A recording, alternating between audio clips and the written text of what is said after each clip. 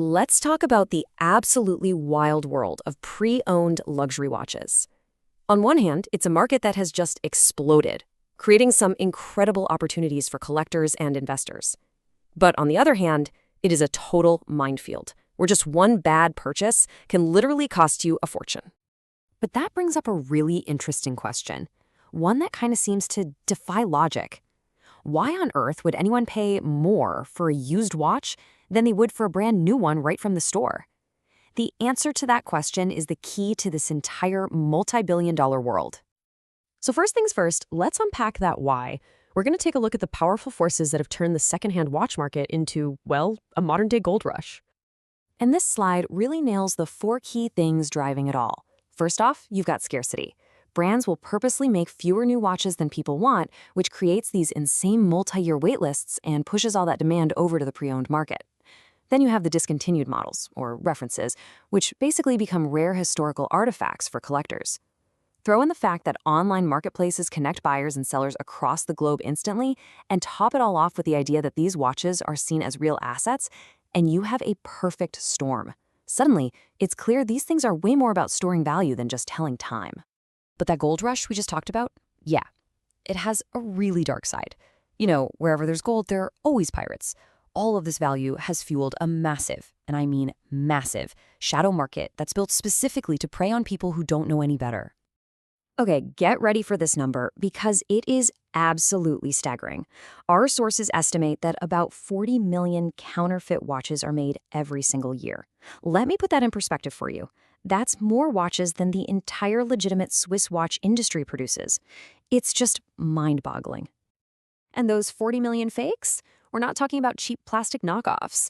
They generate an estimated $1 billion, with a B, US dollars in profit for counterfeiters every year. This is a highly organized global criminal operation. And what's the impact on the real industry? Well, the Swiss Watch Federation figures they lose around 2 billion Swiss francs in sales every year because of this stuff. The economic damage is just immense, and it hurts everyone, from the big brands right down to your local authorized dealer. So, which watches should you be most worried about? Well, as you can see here, it's basically the Mount Rushmore of luxury. The most famous, most in-demand brands like Rolex, Patek Philippe, and Audemars Piguet, they're the prime targets.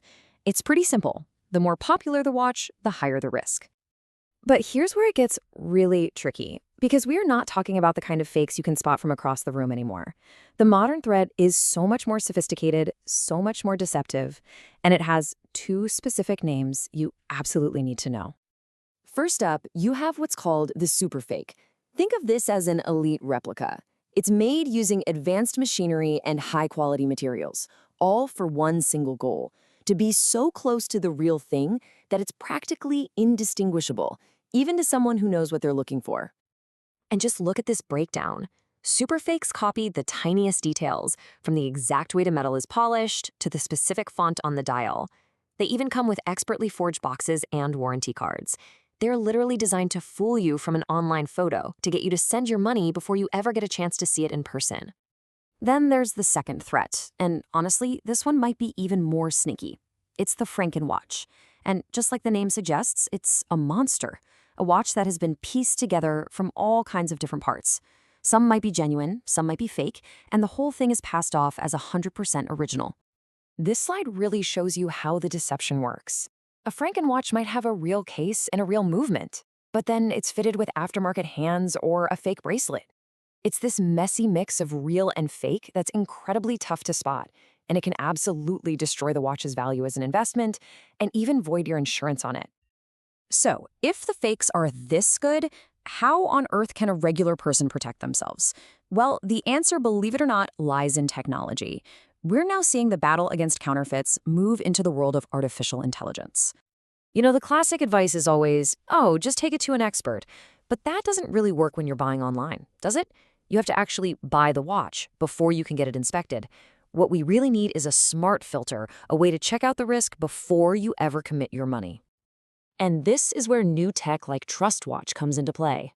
The whole process is incredibly simple. You just upload a clear photo of the watch dial, and in a few seconds, an AI gets to work. It analyzes microscopic details, like the exact curve of a logo or the precise spacing between the markers, and compares it against this huge database of genuine models. Then it gives you a risk assessment. It's a powerful first line of defense. And the big question is, does it work? Well, the numbers speak for themselves. In rigorous scientific validation tests, this tool achieved a 96.2% accuracy rate. That is a very, very powerful number to have on your side when you're navigating these waters. Okay, so we've looked at the market, the crazy threats, and the new tech. Now let's put it all together into a real, actionable strategy you can actually use. This is your safe buying playbook. Think of this flow on your screen as your new best friend. It's like a pilot's checklist for buying a watch safely. Step 1, do your homework on the seller. Step 2, get really good, clear photos from every angle. Step 3, run that AI pre-check. Step 4, make a calm, clear-headed decision based on the level of risk. And finally, step 5, archive everything. The listing, the photos, your emails, your AI report, that documentation is your ultimate safety net. And all of this leaves us with one final, fascinating question to chew on. As the line between what's real and what's fake becomes almost impossible for us to see with our own eyes, it kind of forces us to ask what authenticity even means anymore.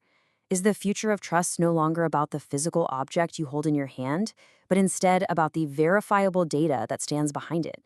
That's the question that's shaping the future of this entire market.